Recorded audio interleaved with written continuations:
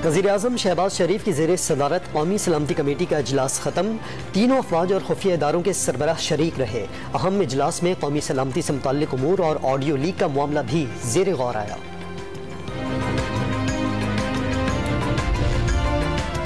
Cipher के मामले पर सिर्फ खेलना है, अमरीका का नाम नहीं लेना। इमरान खान के साबिक प्रिंसिपल सेक्रेटरी आजम खान से गुफ्तगू की मुबैना ऑडियो सामने आ गई।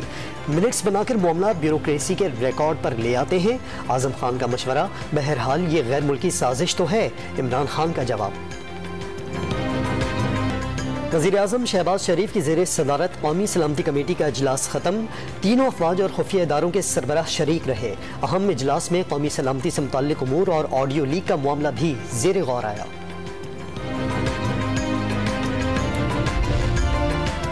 साइफर के मामले पर सिर्फ खेलना है, अमरीका का नाम नहीं लेना।